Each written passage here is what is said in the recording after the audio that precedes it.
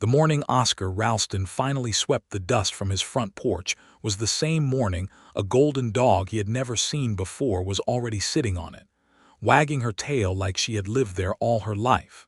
He stood in the doorway of his ranch house, broom in hand, staring down at the creature with all the suspicion a man of his particular temperament could muster. She was a big dog, broad-chested and honey-colored, with ears that flopped forward like they were perpetually listening to a secret. Her eyes were warm and dark and entirely unimpressed by his frown. She wagged again, slower this time, as if she understood that he needed the world to move at half speed. "Go on," Oscar said. His voice came out rougher than he intended, scraped clean of softness the way a dry wind scrapes a prairie down to its bones. "Get." The dog did not get. She thumped her tail 3 deliberate times against the planks of his porch and yawned.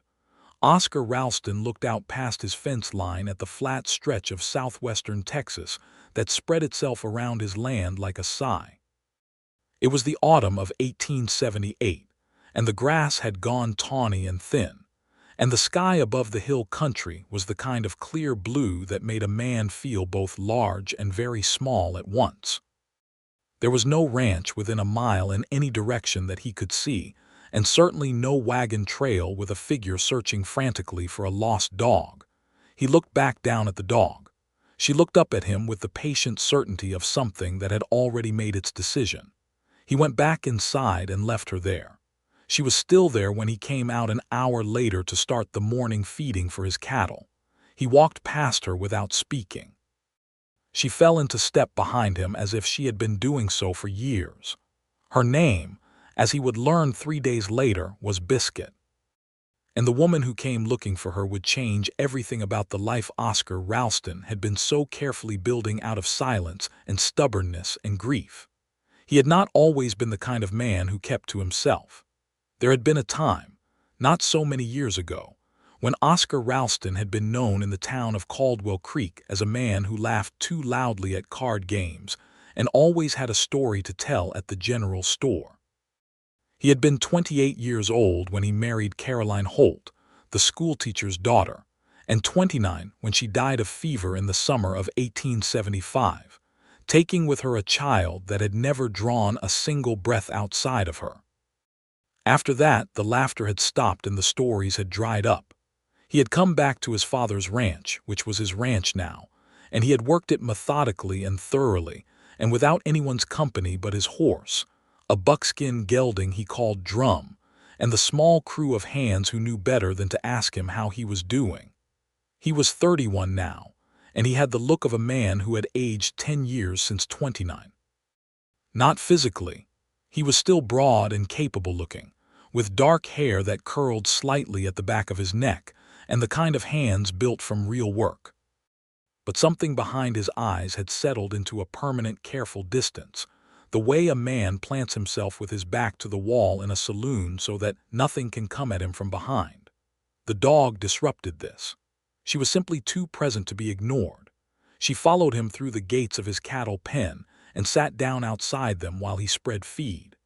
She trotted behind him to the water trough and drank with great noisy enthusiasm beside him while he washed his face. She did not ask anything of him except proximity, and somehow that was the very thing that made him stop, on that third morning, and reach down to scratch behind her enormous ears. "You belong to someone," he told her, not unkindly. "You are too well-fed and too friendly not to." She leaned heavily into his hand and closed her eyes. He brought her water in a tin bowl that evening. He told himself it was not tenderness, it was practicality. A thirsty dog dying on his porch would be a nuisance. On the 4th morning he heard wheels on his drive.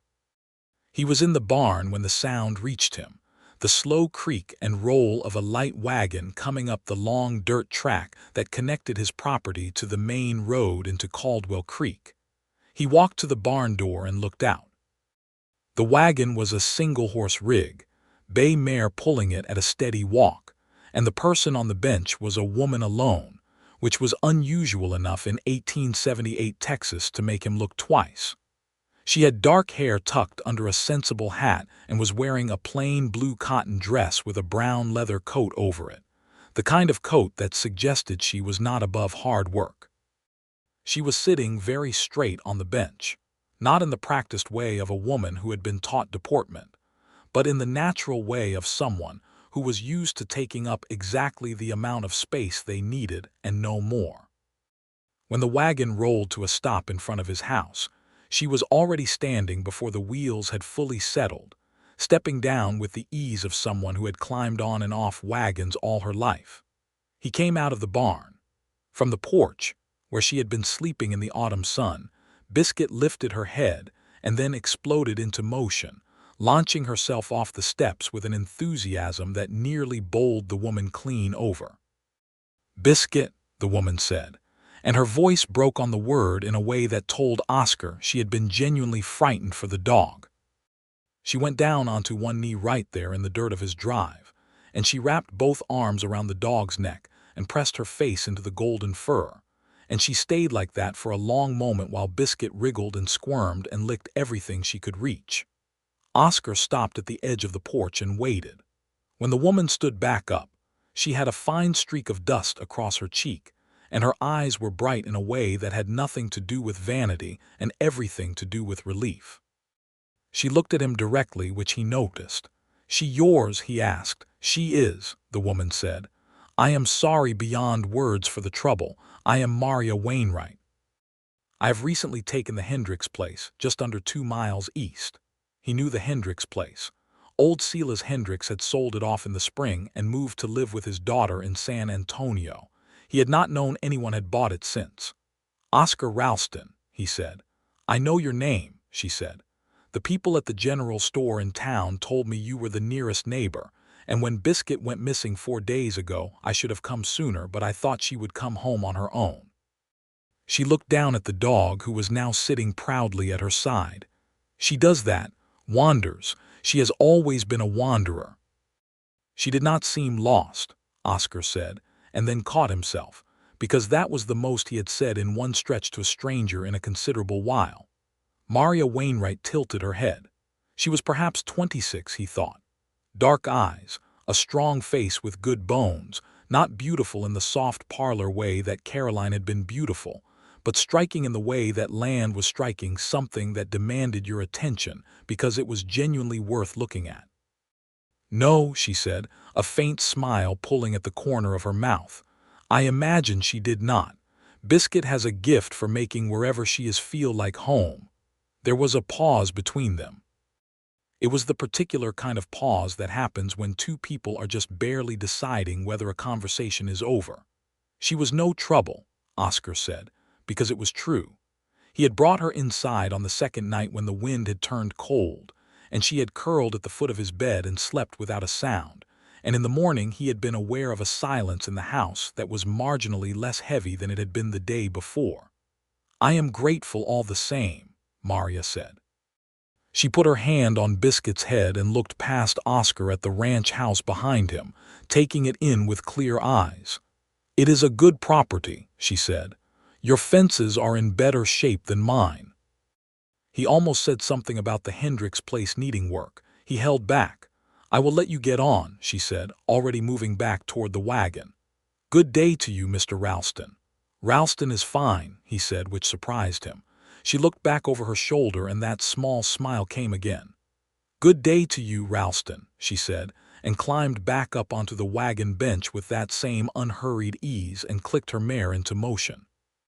He stood and watched the wagon go back down his drive until it turned onto the road and disappeared behind the line of mesquite trees. Then he looked down at his own hands and was not entirely sure what to do with them. Inside his silent house that night, he noticed the absence of the dog in a way that surprised him. He told himself it was only the quiet. He had grown used to the quiet years ago. He ate his supper and went to bed and stared at the ceiling in the dark for a long time. The following Tuesday, Oscar rode into Caldwell Creek for supplies, which he did once every 2 weeks with clockwork regularity. He tied Drum at the rail outside Berriman's general store and went in and gave his list to old Tom Berriman, who had a white mustache and a disposition like a friendly badger. While Tom filled the order, Oscar leaned against the counter and listened to the store's news, which was mostly information about the dry weather and the price of beef, and the fact that the new schoolteacher had already had to chase 3 boys out of the cemetery for throwing rocks at headstones. "What about the Wainwright woman?"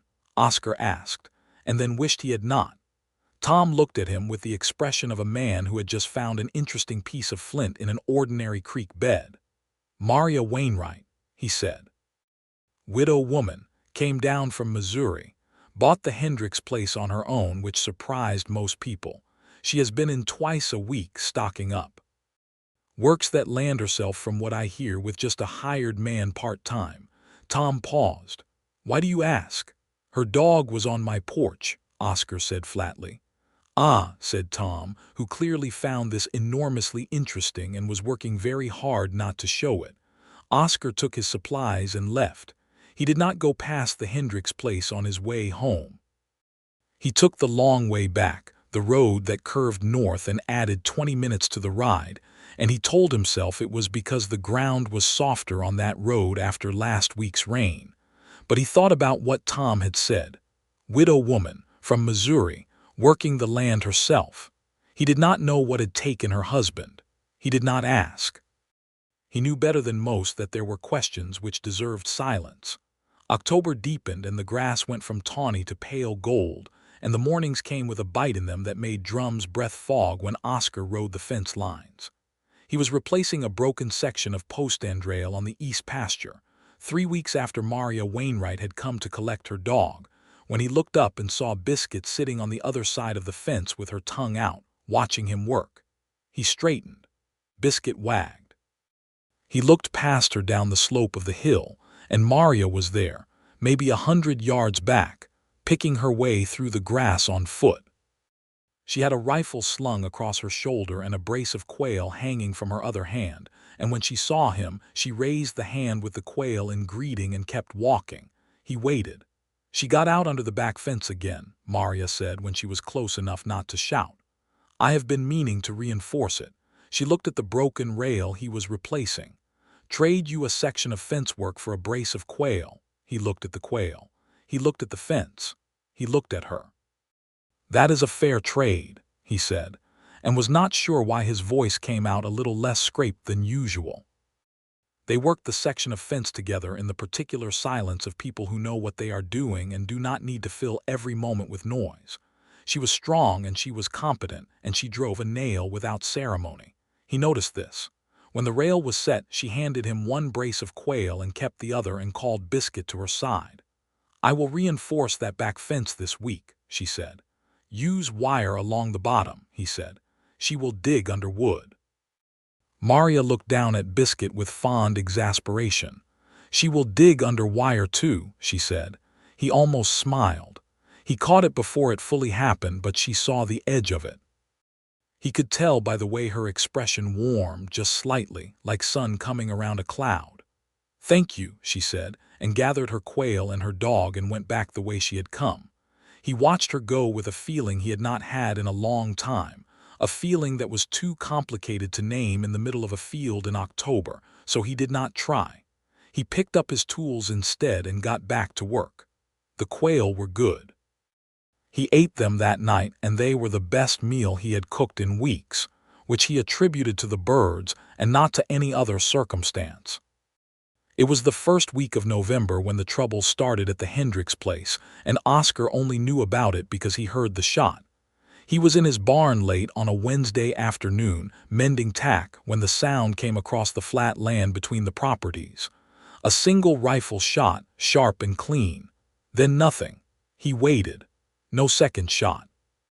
In 1878 Texas, one rifle shot could mean a great many things, most of them not alarming, but the direction of it stuck in his chest in a way that he noticed. He saddled Drum. He told himself he was being foolish. He was halfway down his own drive before he finished telling himself that and gave up.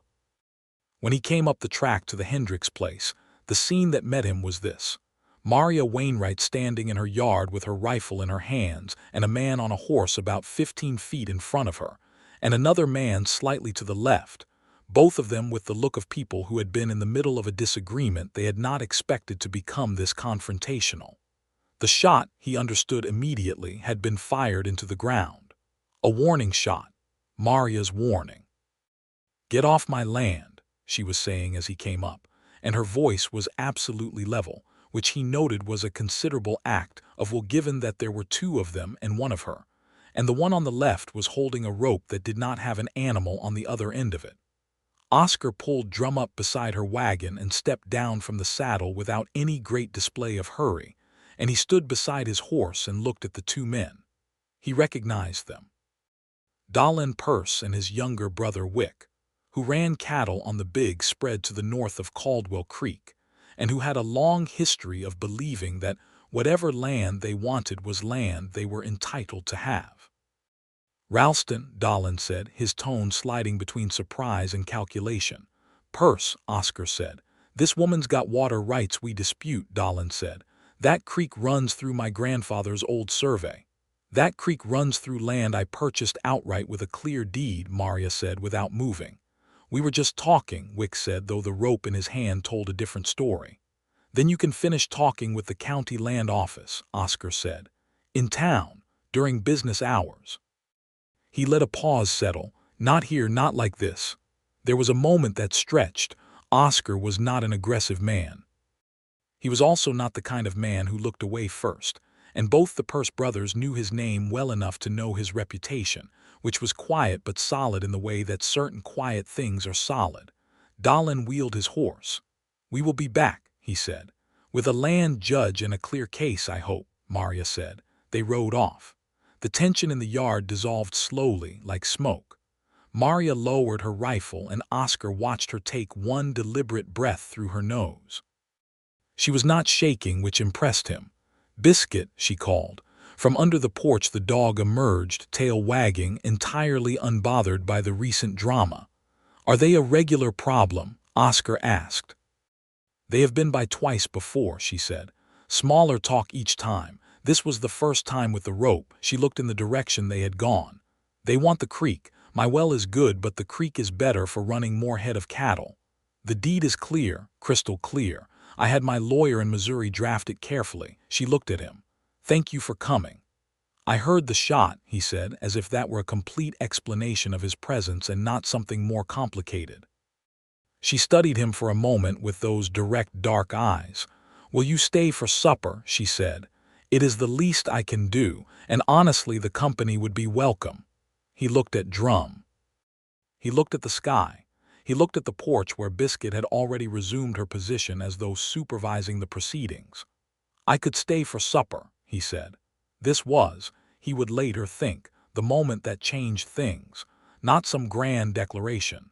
Just a man saying yes to supper when every instinct of the last 3 years had trained him to say no. The inside of the Hendricks place was different from when old Sela's had kept it. The walls had been cleaned, and there was a set of curtains in the window over the kitchen table that were plain white but very clean and pressed. There were books on a shelf by the fireplace, more books than he expected, and a small painting on the wall of a river scene, green and blue and nothing like Texas, that he thought must be from Missouri. She cooked a bean and salt pork stew that was better than it had any right to be, and they ate at the kitchen table with Biscuit between them, conveniently positioned for scraps. He did not ask about her husband, and she did not ask about his wife. This was a kind of courtesy between them, the recognition that some rooms in a person are private, and you do not kick the door in just because it is closed. But they talked about other things, about the land, about the winter coming, about the matter of water rights and how the county land office worked in this part of Texas. She told him she had grown up on a farm in Missouri and had been a widow for 3 years, which he noted meant they had been carrying their griefs for the same length of time. She did not elaborate, and he did not press. She asked him about the cattle operation, and he found himself explaining it with more detail than he intended, and she listened the way that very few people listened, which was to say she listened as if what he was saying actually mattered. When he got up to leave, The sky outside was fully dark and the stars were sharp and multiple above the flat land. Biscuit came to the door with him.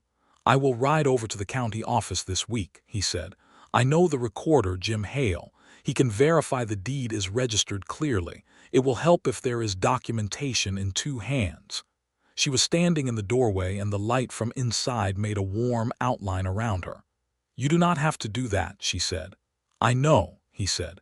She was quiet for a moment. "Thank you, Oscar," she said, and it was the first time she had used his first name and he felt it in a way he was not prepared for. He nodded once. He got on drum and rode home through the cold dark. He did not sleep well that night, but it was not the bad kind of not sleeping.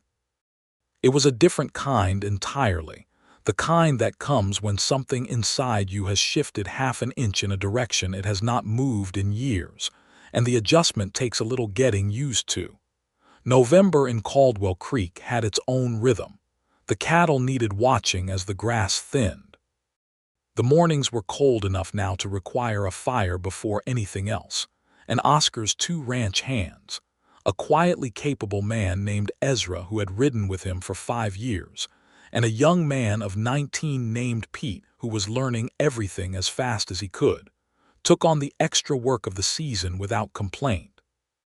Oscar rode over to the county office on the Thursday and spoke with Jim Hale, who confirmed that the Wainwright deed was entirely clear and correctly registered, and that any claim the Pearce brothers made through the old survey would require them to prove continuous land use since the original Mexican land grant era, which they absolutely could not. He rode to the Hendricks place and told Maria what he had found, standing in her yard in the cold afternoon light while she listened with her arms folded and her face composed. "Good," she said. "I will write to my lawyer all the same." "That is wise," he said. "Will you come in?" she asked. "I have fresh coffee." He came in. They sat at the kitchen table with coffee, and she had made a dried apple cake that she put on the table between them, and Biscuit lay across his boots under the table, which Maria noticed and which amused her. "She has decided you are trustworthy," Maria said. "I have given her water," he said. "That may be all it takes." "With Biscuit, water and basic decency are probably enough," Maria said. She wrapped her hands around her coffee cup and looked at him with an openness that was not intrusive but simply honest. "I heard in town," she said carefully, "that you lost your wife some years back." He was quiet for a moment. He looked at his coffee. 3 years ago," he said. "Summer fever. She and the child both." He said it flatly, not because he did not feel it, but because he had learned that saying it flat was the only way to say it without breaking something. Maria did not offer him an expression of practiced sympathy. She simply said, "I am sorry, truly," and it was the plainness of it that made it land. "Your husband?" he asked because she had opened the door. "Influenza," she said. "The winter of 1875. He was a good man, a kind man." She looked at the table. "He would have liked Texas. He was always wanting to go further west." They sat with this for a moment, these two people who had both lost the person they were meant to go through the world with, and the space between them was quiet but not empty. "I think that is why I came," she said, "because he would have wanted to." Oscar looked at her and something moved behind his eyes that had not moved in a considerable while. He looked away before she could see the whole of it. He stayed another hour. He rode home in the dark again. The stars were the same as always. December came with one good cold snap that frosted the grass and sent the cattle looking for the windbreak of the hills. Oscar rode his fence lines twice a day and sent Ezra and Pete to check the water sources and kept himself busy in the focused way that he had kept himself busy for 3 years, which was to say, comprehensively and with great deliberateness.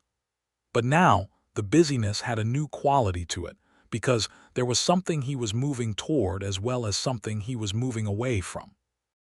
He rode to the Hendricks place on a Saturday with no particular excuse, except that he was coming that way and had noticed from the road that her chimney pipe looked like it had shifted and could be a fire risk. This was a real thing he had genuinely noticed and not invented. He was careful about that. He was not yet ready to invent excuses. Maria was in the yard chopping wood when he arrived, and she had Biscuit tied on a long lead because, she explained, she had found a section of her south fence that was not reinforced with wire yet, and the last thing she needed was the dog disappearing for another 4 days. "I brought wire," he said, because he had brought a roll of it in his saddlebag on the off chance, and she looked at the roll and then looked at him, and he could see her deciding whether to say something about this that would make him uncomfortable and choosing not to. "Thank you," she said. "And if you look up, you will see I already noticed the chimney problem this morning." He looked up. The pipe had been straightened and resecured with a new bracket, which she had apparently managed herself with a ladder and a wrench. "You work fast," he said. "I have to," she said simply. She went back to the woodpile. "Will you stay and help me get this section of fence done? I will feed you again." "That is becoming a pattern," he said, and the edge of the smile came again, and this time he did not stop it before it arrived fully. She looked at him and her own smile was warm and steady. "It is a good pattern," she said. They worked the south fence together in the cold December air, and she held the wire taut while he stapled it along the bottom rail, and their conversation went in and out of comfortable silence, and it felt, Oscar thought, remarkably natural for something that was not natural at all given the kind of man he had been for the last 3 years. She made him a supper of roasted corn and beans and leftover ham, and they sat at the kitchen table again, and the fire in the hearth made the room warm and orange. He looked at the books on the shelf, and she told him about them, which ones were her husband's and which ones were hers, and which ones she had bought since arriving in Texas. She had been reading a book about Texas botany, and she showed him the pressed wildflowers inside the cover, labeled in careful handwriting. "Bluebonnet," he said, looking at a dried blue flower. "Those come in spring. The hills are covered in them." "I have been looking forward to that," she said. "People in town told me." He looked at her looking at the flower and thought very simply that spring could not come fast enough. He left that night, and there was a moment at the door, just a moment, where they stood very close, and the warmth of the house was behind her, and the cold dark was behind him, and neither of them moved for a breath or two. And then he said good night, and she said good night, and he went to drum and rode home. He sat at his own table in his own house for a long time that night. He put his hands flat on the table's surface and looked at the wall. He thought about Caroline, which he did every day still, and the particular weight of that was real, and he did not pretend otherwise. But he also thought, for the first time, that grief and living forward were not the same thing as betrayal. He was not sure where he had gotten the idea that they were, except that 3 years of silence and solitude had created a logic of their own, a logic that said, "This is where you stay, this is who you are now." That logic felt, for the first time, like something he was willing to argue with. Christmas came to Caldwell Creek the way it came to most of the Texas Hill Country in 1878, quietly and without great ceremony. There was a social at the church hall on Christmas Eve with pie and fiddle music, and people standing in their winter coats. Oscar went, which surprised Ezra so much that the man actually dropped the harness he was mending when Oscar announced his intention. "You went last year," Ezra said, recovering. "I went because Tom Berriman asked me to help carry chairs," Oscar said. "And this year, I am going of my own accord," Oscar said, and went. Maria was there. He saw her the moment he came in, standing near the far wall talking to Pastor Elkin's wife and another woman he recognized as the wife of the pharmacist. She was wearing a dark green dress he had not seen before, and her hair was down rather than under her hat, which changed her face, made it softer and more complicated at once. Biscuit was, of course, not present at the church social, but her absence was somehow felt. He got himself a cup of wassail and crossed the room. She saw him coming, and her face did a thing that he was very pleased to see, which was to light up in a genuine, unguarded way before she had time to arrange it into something more moderate. "I did not know you attended these," she said. "I do not always," he said. "This year I had a reason." The women she had been talking to exchanged a brief look of the variety that he pretended not to notice. Maria pretended not to notice that he had noticed.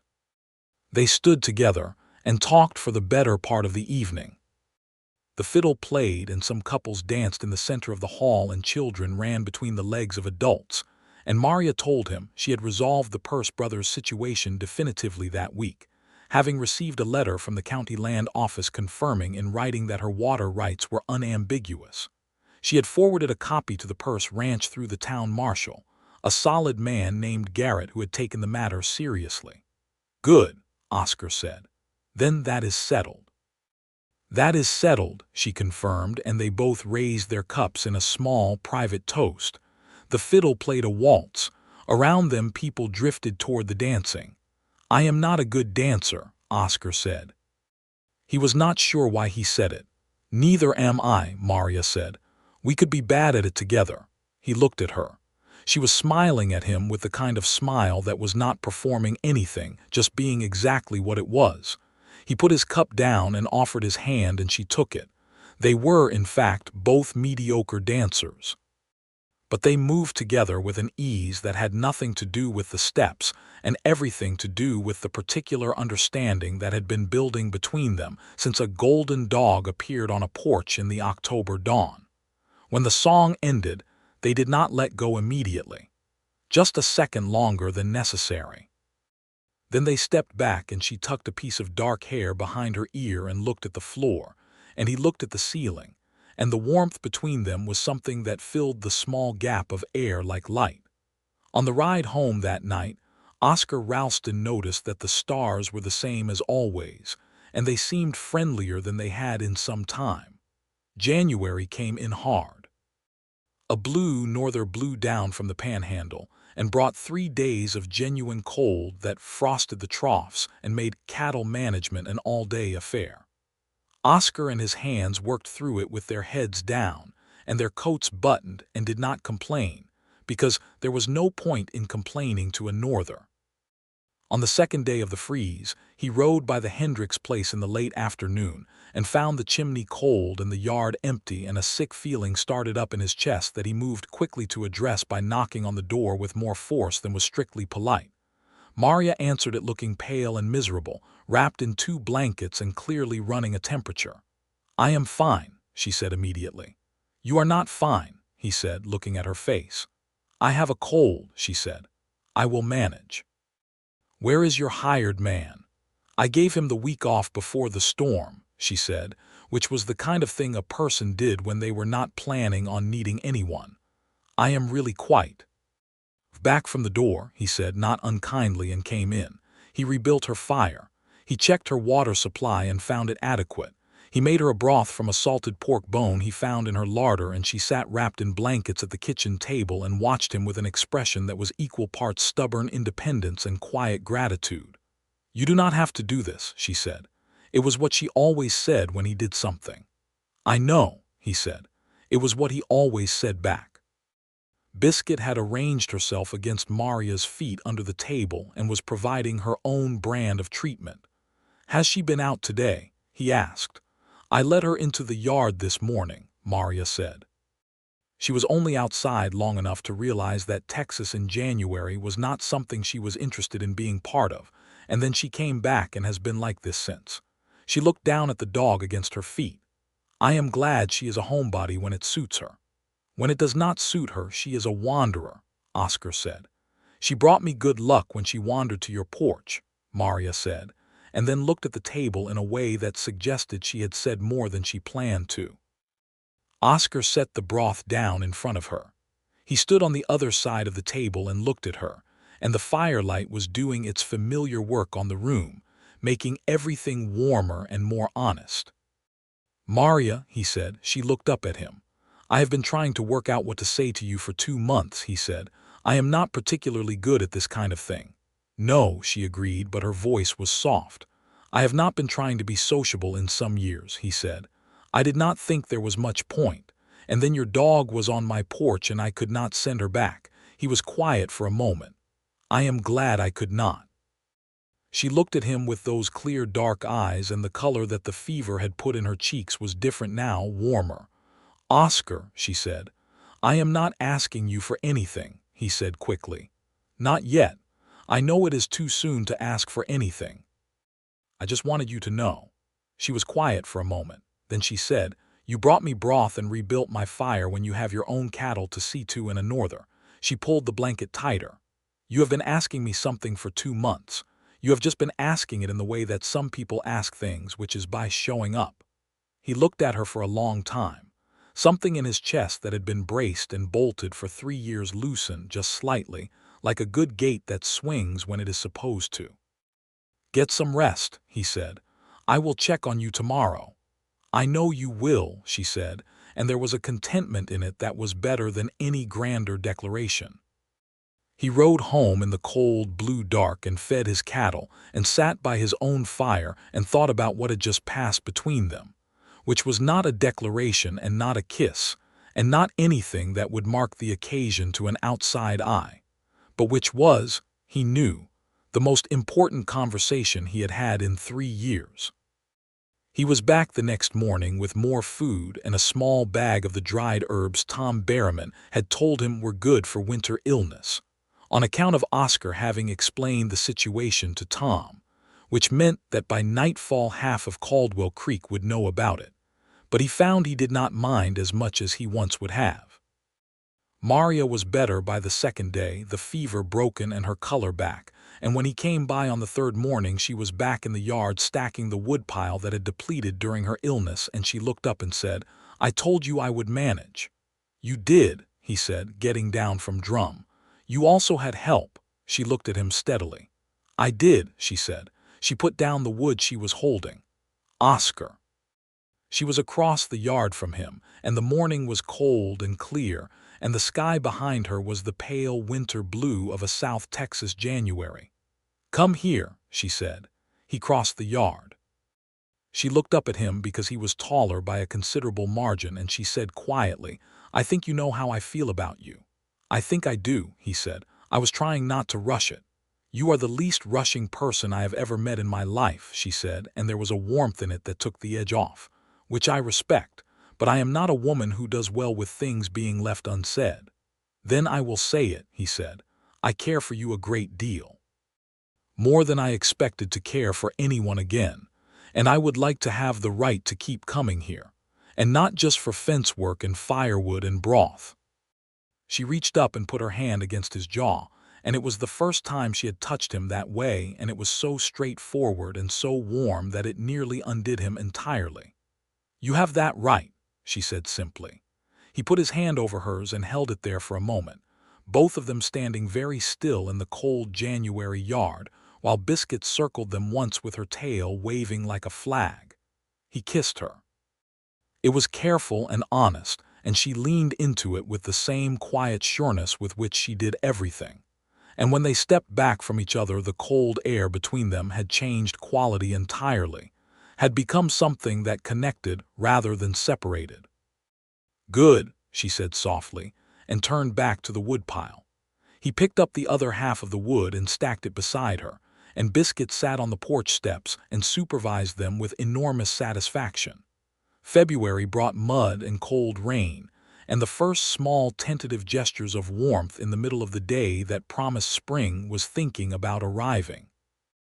Oscar came to the Hendricks place 3 evenings a week now, which was something the town of Caldwell Creek had opinions about, expressed in various registers from Tom Berriman's wholehearted approval to the more cautious remarks from the widows who sat by the church hall window on Sunday mornings and worried about whether things were being conducted with sufficient propriety. Oscar did not particularly concern himself with the widows. Maria did not concern herself with them either, though she was sensible about it. They were always aware, in the way that women in 1878 Texas had to be aware, that reputation was a currency she could not afford to spend carelessly, not as a woman alone running a property. So they were careful, not cold, not distant, but careful. One February evening, sitting by her fire with her books spread on the table between them, she had taken to reading aloud to him from the natural history books, which he had discovered he enjoyed enormously. She said, "Tell me about Caroline." He looked up from the page. "Only if you want to," she said. "You do not have to." He was quiet for a moment. Then he said she was gentle. The kind of gentle that was not weakness but was a kind of wisdom. She believed the best about people with a tenacity that almost never turned out to be wrong. He paused. "She would have liked you." Maria held his gaze. "Tell me about the baby." His jaw tightened very briefly. "We never knew," he said, "boy or girl. We did not get that far." He looked at the fire. "She was 6 months along." Maria reached across the table and put her hand over his on the page of the book. She did not say anything because there was nothing to say, and she understood that better than most people he had met. He turned his hand over under hers and held it. She said, "Thomas, my husband, he wanted children very much. We had not managed to have any before he got sick. That was a sorrow, too." He squeezed her hand. They sat that way for a while with the fire and the books and the sleeping dog and the particular peace of two people who have decided that the other person's grief is not something to be afraid of but something to sit beside. March came in like a lamb in 1879, which the old-timers said was a bad sign for later in the month, but which everyone else simply appreciated. The creek behind Maria's property ran clear and cold with snowmelt from somewhere far north, and the bluebonnets did exactly what Oscar had promised they would do, which was cover the hills in a blue so vivid it looked painted. He brought her out to see them on a Saturday morning, riding together on horseback, he on drum and she on her bay mare, whom Maria had named Copper, along the ridge above his property where the flowers came in thickest. Biscuit ran ahead through the blue flowers with her nose down, and her tail straight up like a pennant. Maria pulled up beside him on the ridge and looked out at the hills going blue in every direction, and her face was the most open he had ever seen it. Not sad and not complicated, just full of something uncomplicated and good. "You were right," she said. "About the flowers," he said. "About the flowers," she agreed. She looked at him. The March sun was warm on both their faces and the wind was moving through the bluebonnets below, and Biscuit was somewhere in the blue, invisible except for the occasional shake of her golden head above the flowers. "I think Thomas would have loved this," she said. It was not sad. It was just true. "I think Caroline would have picked as many as she could carry," Oscar said, and it was not sad either. It was just the shape of who they were. They rode back slowly and she stayed for lunch at his ranch house, which was the first time she had been inside it since the morning she had come to collect the dog. She looked at the walls and the plain furniture and the clean, severe order of it, the way a man keeps a house when he is in it alone, which was functional and a little empty. "You need curtains," she said. "I have considered them," he said. "I will make you some," she said. "You do not have to," he said. "I know," she said, and smiled at him. He laughed. It came out of him before he knew it was coming, a real laugh, rusty from disuse but genuine, and it surprised both of them. She looked at him with the bright-eyed expression of someone who has just witnessed something they will remember, and she laughed too, and the sound of it in that house was the best sound that house had held in 3 years. He asked her to marry him in April. It was not planned, not in the way of a man who has thought out a speech and prepared himself. They were walking the fence line of his eastern pasture together in the late afternoon. She had taken to joining him on his daily fence checks as often as she could, partly because they gave them time together that was not sitting across a table. And she said something about the spring planting she was planning, and how she wanted to put in a kitchen garden, and he said, without any preamble at all, "We should discuss the practical matter of whether you want to combine the properties." She stopped walking and looked at him. "That is one way to phrase it," she said. He stopped too. He looked at the fence post he was holding his hand on, and then he looked at her and said, somewhat less practically, "I want to marry you, Maria, if you will have me." She was looking at him with those clear, serious eyes, and he held her gaze and did not look away. "Oscar," she said. "I know it has not been so long," he said, And I know we are both people who have loved and lost, and that is not something that makes the next decision simple, but I know what I feel. I have known since January at the very least, and probably since October, if I am being honest with myself." She was quiet for a moment that seemed to last considerably longer than it actually did. "Yes," she said. He blinked. "Yes," she said again, clearer, and she was smiling. "Oscar Ralston, yes." He crossed the 3 feet between them and put his hands on her face and kissed her in the afternoon sunshine, with the bluebonnets still on the hills behind them and Biscuit circling their feet in a happy figure 8. They were married in June of 1879 at the Caldwell Creek Methodist Church on a Saturday morning that was warm but not yet brutal, the Texas summer still working up to its full intensity. The church was full because the whole town had an opinion about the courtship, and the opinion was almost universally positive. Tom Berriman sat in the second pew and cried a little, which he would deny afterward. Ezra and Pete had cleaned up with an effort that was touching. The pastor's wife had provided flowers. Maria wore a pale cream dress she had made herself, with small buttons down the back that took Oscar a considerable time to figure out later in the evening, which made her laugh until she had to sit down. They discussed the properties. The sensible thing, they agreed, was to work both. His land was better established and had the larger cattle operation. Her land had the creek and better soil for growing. They would live at his ranch house, which had more room, and she would keep her hired man part-time to manage the Hendricks place, which was now the Wainwright parcel, deeded in her name and kept so, because she had earned it and they were both clear on that. She brought the books and the river painting and the curtains she had made for her own windows and rehung them in their house, and the house changed. Not dramatically, but the way a room changes when someone who belongs in it arrives. Biscuit moved in with full authority and claimed the rug by the fireplace as her own permanent territory, which Oscar pretended to dispute, and did not actually dispute at all. The summer passed, and the autumn came around again, and Oscar thought about how a year ago he had looked out at the flat Texas morning and found a dog on his porch and told her to go, and she had not gone. He thought about the chain of things that had followed from that. The wagon coming up his drive, the brace of quail, the fence work, the supper, the church social, the Christmas dance, the cold January morning and the broth, and the February fire and the reading aloud, and the Bluebonnet Ridge in March, and the fence line in April and the word yes. He thought how easily none of it might have happened if the dog had been more obedient. He told Maria this one evening in the autumn when they were sitting on his porch.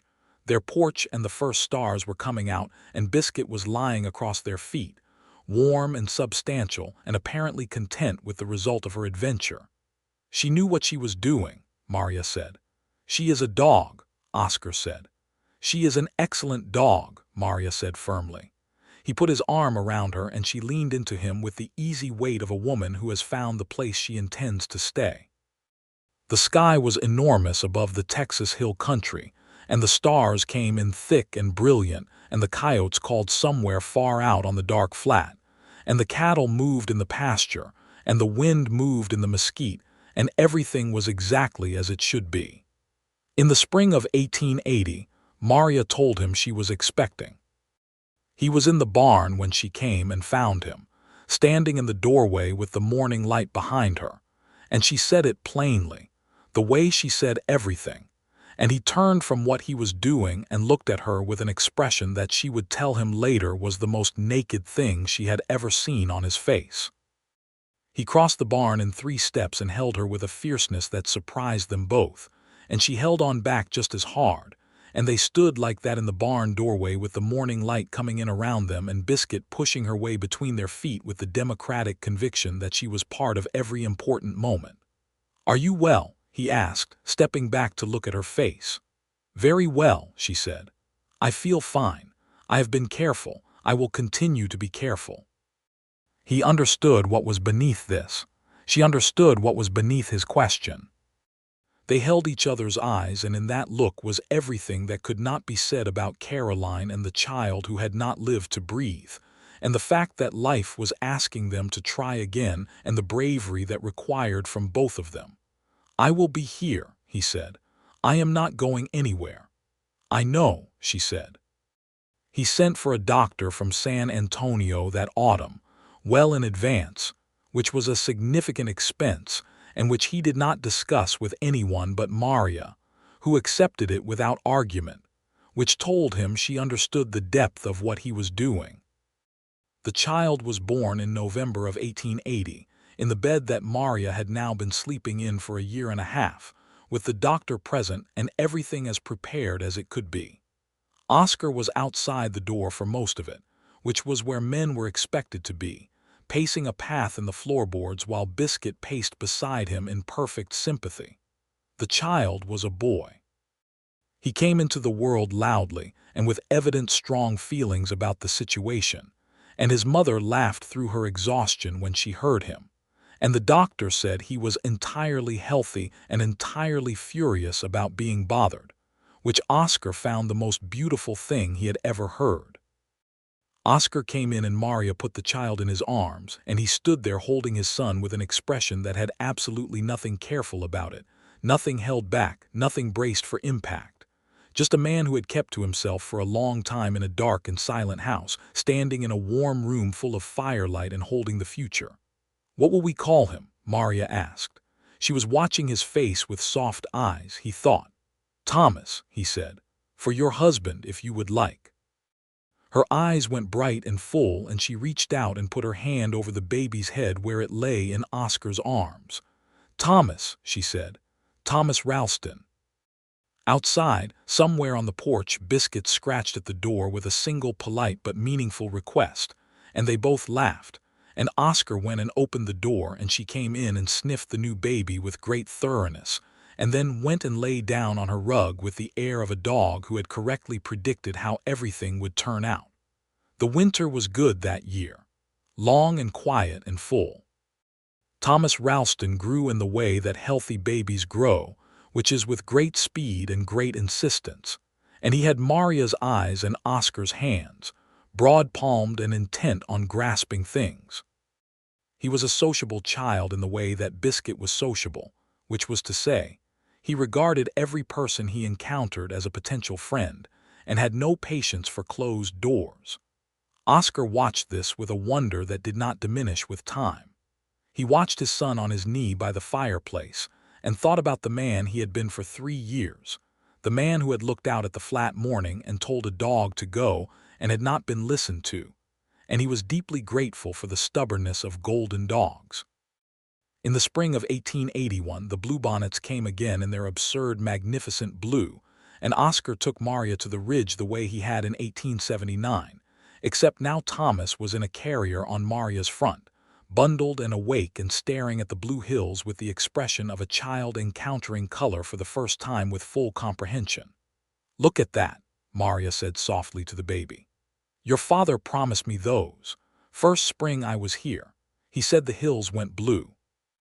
Oscar watched his son look at the bluebonnets and then look at him with those dark eyes that were so exactly Maria's, and he felt something in his chest that was not the old braced heaviness but its complete opposite. An opening. An abundance. The dollar and purse trouble had not entirely gone away. In the winter of 1881, Purse made one more attempt at the water rights question, filing a claim through a county lawyer that the land recorder in Caldwell Creek took about 3 days to dismiss as frivolous and unsupported. Oscar heard about it from Tom Berriman and went to Maria, and she already knew and had already written her lawyer and was entirely calm about it. "It is his last try," she said. "He knows the claim will never hold. He is simply the kind of man who cannot accept no." "There are a lot of those," Oscar said. "There are," she agreed. "But there are also men who knock on a stranger's door in a blue norther with dried herbs and a pork bone," she said. "So it evens out." He brought her hand to his mouth and kissed the back of it in the simple way of a man who has stopped being careful about how he shows things.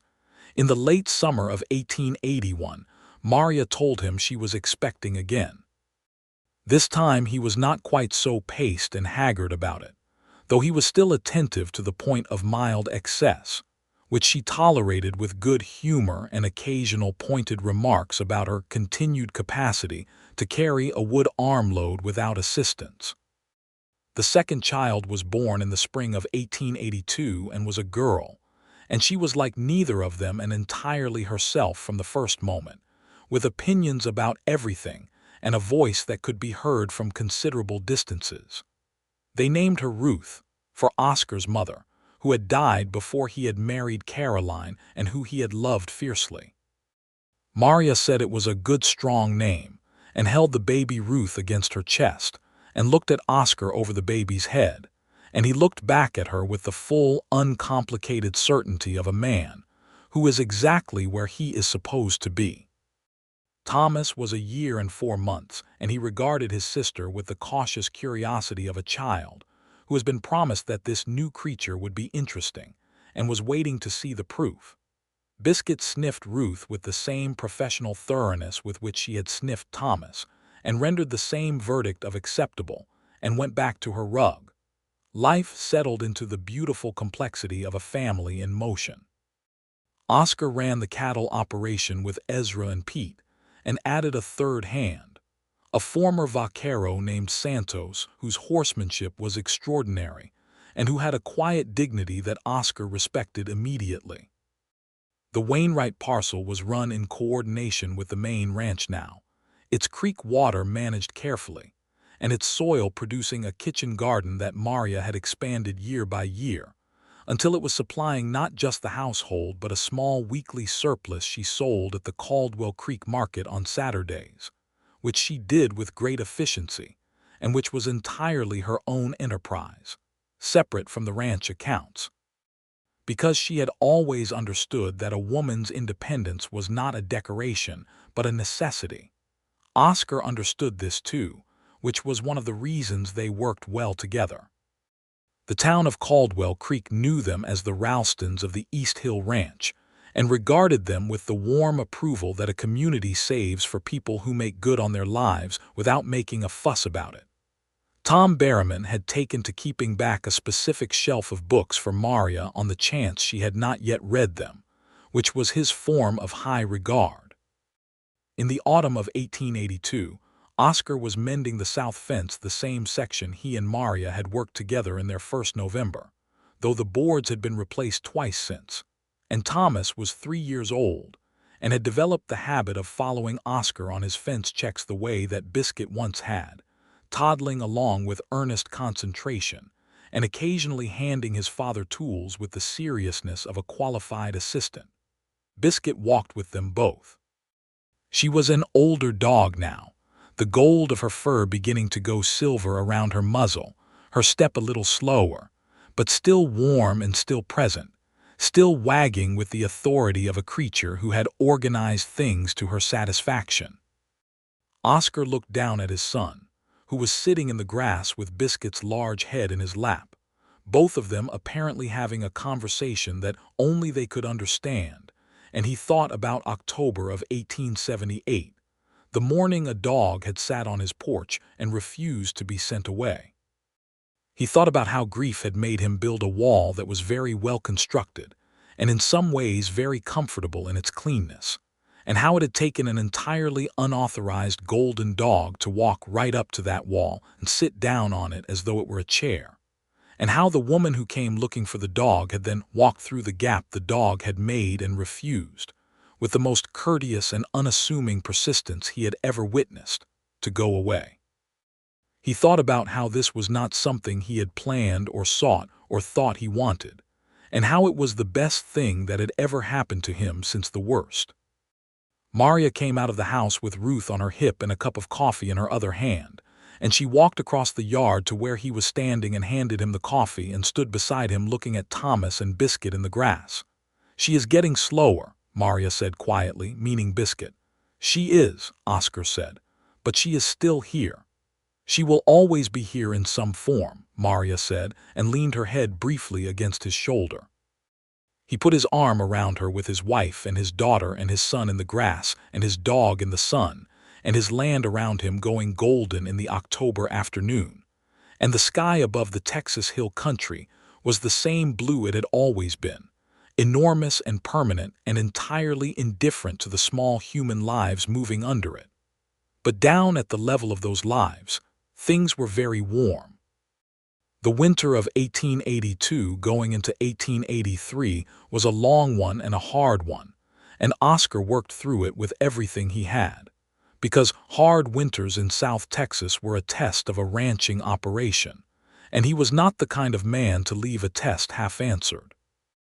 Maria kept the house running with the same competent steadiness that characterized everything she did, and Thomas was 3.5 and full of wild ideas about everything, and Ruth was walking by Christmas of 1882, an event she had decided to achieve 2 weeks ahead of when Maria had expected it, which Maria said was entirely characteristic. They sat up on New Year's Eve of 1882 together by the fire after the children were in bed, which they did every year, and it was a tradition they had started in their first married year and intended to continue, a kind of accounting of the year that had passed and a looking forward at the one coming. What was the best thing? Maria asked.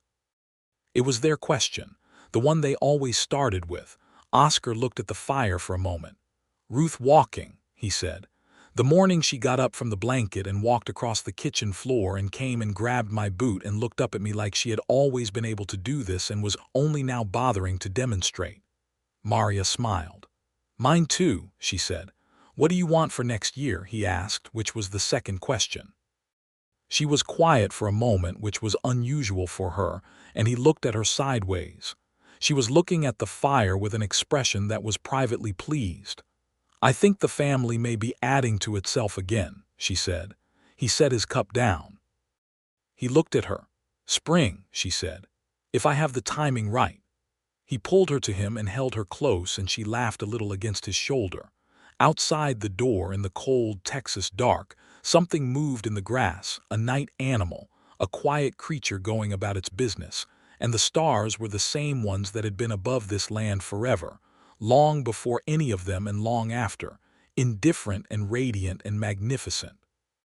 Inside the house there was a fire and 2 sleeping children and a dog on her rug, and 2 people who had found their way to each other through loss and grief, and one very determined golden dog, and everything between them was settled and true. The 3rd child was born in the early summer of 1883, another boy, lusty and impatient with the proceedings. They named him James for Oscar's grandfather, and he came into the ranch house on a July morning when the air outside was already thick with heat, and the cattle were finding whatever shade they could in Biscuit, 9 years old now and moving with the measured deliberateness of an elder, made her inspection and approved. Thomas was 4 and took the whole business very seriously. He had been told he was the oldest brother, and he regarded this as a significant responsibility and stood beside his father with his small hands at his sides and looked at the new baby with enormous gravity and then looked up at Oscar and said, "He is very red." "He will calm down," Oscar said. "Will he follow me around?" Thomas asked. "Eventually," Oscar said, "if you are the kind of person worth following." Thomas thought about this with the complete seriousness of a 4-year-old, and then nodded and went back to his appointed task of keeping Ruth from climbing the furniture, which was a full-time position. Oscar was at Maria's side while she held the new baby, and her face was tired and radiant in the way that only new mothers can be tired and radiant simultaneously. She looked up at him and said nothing for a moment, and he said nothing back, and everything was said in that silence, which was the best kind of silence, the kind that was not empty but was full of things too substantial for words. He bent and pressed his lips to her forehead, and she closed her eyes. Outside, Biscuit was on the porch in the summer heat, the old golden dog who had started all of this, who had sat on a lonely man's porch in October of 1878 and refused absolutely to go away, who had been found on a cold fence line and brought supper and a spring horse ride and a Christmas dance and a January broth and a February fire and an April proposal on the fence line and all the days and years that came after, stretched out now in the sun with her muzzle on her paws, her tail moving in a slow, satisfied wag, as if she knew exactly what she had done and found the results entirely acceptable. It was, in the end, a very good piece of work for a dog. The late summer evenings in South Texas in 1883 had a particular quality of light that Oscar had always loved even in the hard years. The way the sun came horizontal across the grass and turned everything amber and slow. He would sit on the porch in that light with Thomas beside him and the baby James in his arms and Ruth on the porch steps, investigating something in the dust with the absolute focused attention of a 1-year-old. And Maria would come out from the kitchen with her coffee and sit beside him, and they would watch the light move across their land together. Their land. The two properties had been formally combined in the county records in 1881. The Wainwright parcel and the Ralston ranch run as a single operation under a joint deed that Maria had insisted list both their names, which was unusual for 1883 and which the county recorder had taken no issue with because Oscar had stood beside her when she filed it and said it was what they wanted. It was a good operation, not the largest in the county, not the wealthiest, but clean and well-managed and productive. The kind of ranch that would be there in 40 years and would be worth handing down to children who had grown up knowing the work. Ezra was still with them and had built himself a proper house on the far edge of the property and had married a woman from town, and they were good neighbors. Santos ran the South herd with a capability that Oscar trusted completely and had earned a full share in the operation which Oscar had offered him 2 years prior, because Oscar believed that a man who gave that much to a thing deserved a stake in it, and Santos had accepted with a dignified handshake and very little fuss, which was exactly how Oscar would have wanted it. Pete had moved on to his own land 2 counties east, which Oscar was glad about, because Pete was exactly the kind of young man who needed his own ground under his feet. The Purse brothers had sold their north spread in 1882 and moved on, which the whole of Caldwell Creek regarded as an improvement. The water rights question was long dead, and the creek continued to run clear through the Ralston land as it always had. Tom Berriman's store continued to be the center of local information, and Tom himself continued to regard Oscar and Maria with the warm satisfaction of a man who had personally witnessed something wonderful happen and knew it, and who would tell the story to anyone who stopped long enough to listen, which was the story of how the Wainwright woman had moved into the Hendricks place, and her dog had gone wandering and ended up on Oscar Ralston's porch, of all the porches in South Texas, which was exactly the right one. In the autumn of 1883, 5 years almost to the day from the morning Biscuit had first appeared on the porch, Oscar was sitting in the amber evening light with Maria beside him, the children inside with the lamp lit and their voices coming through the window in the companionable noise of children who are near bedtime and aware of it, and Biscuit was at his feet. She was old now, 10 years old, which was a good age for a large dog. She moved slowly and she slept more than she had in her wandering prime, but she still wagged when he scratched her ears, and she still made her rounds of the house every morning with the diligence of an inspector who takes her work seriously. He reached down and put his hand on her back, feeling the slow, strong rise and fall of her breathing. "She has had a good life," Maria said quietly. "The best," Oscar said. Maria leaned against him and he put his arm around her. The evening star had come out above the western hills and the grass below the ridge was still pale with the year's last light, and somewhere in the mesquite a mockingbird was doing its evening catalogue of everything it had collected. "Tell me something," Maria said. "What?" "Something about the first winter, before you knew me." He thought about it. About the cold October morning and the broom in his hand and the dog on the porch and the enormous flat silence of his life that year. About the person he had been, careful and braced and living in the well-constructed fortress of his grief. "I was very lonely," he said, which was the truest thing he could say about it. "I had made my peace with being lonely, which is a thing some people do, and I thought it was the end of the story." He looked at her. "I was wrong about that." She looked up at him with those clear dark eyes that had been looking at him honestly for 5 years. "I was lonely too," she said, "in Missouri before I came. I was trying to walk towards something and I did not know what it was." "You found it," he said. "We found it," she said. He kissed her in the amber evening light, on their porch on their land, with the children inside and the dog at their feet, and it was the same as every kiss they had exchanged since January of 1879, which was to say it was honest and warm and entirely certain, the kiss of two people who know exactly where they are. Later, after the children were asleep, and the lamp was low, and Biscuit had made her last round of the house, and settled on her rug with a sigh of deep professional satisfaction, Oscar and Maria sat together in the quiet of the kitchen, and she rested her head against his shoulder, and he rested his cheek on the top of her head, and the house was the kind of quiet that is not empty but full, every room of it full of the accumulated warmth of people who love each other, living in it day after day. He thought of the man he had been and the house he had kept before she came, functional, clean, silent, severe in its solitude.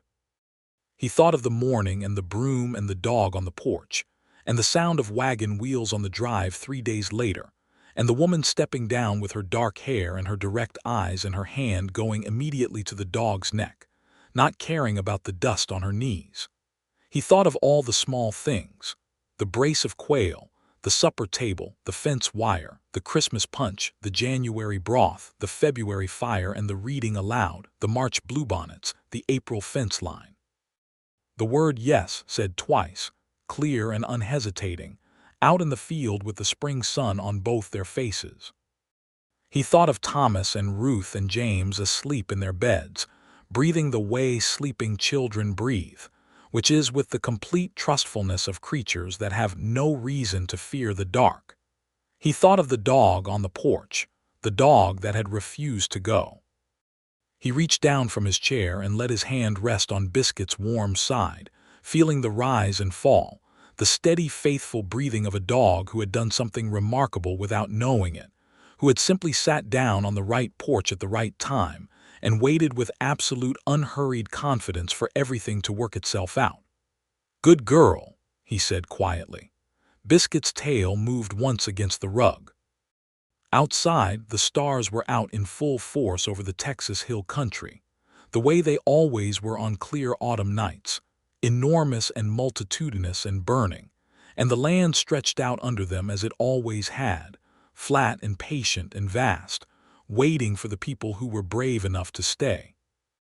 Inside the ranch house that had been silent for 3 years and was silent no longer, a family breathed in and out together in the warm dark, and everything was settled and everything was whole, and nothing of importance had been left unfinished or unsaid or ungiven, because these were people who had learned, at considerable cost, that life was too short and too uncertain to keep anything worth saying in your pocket.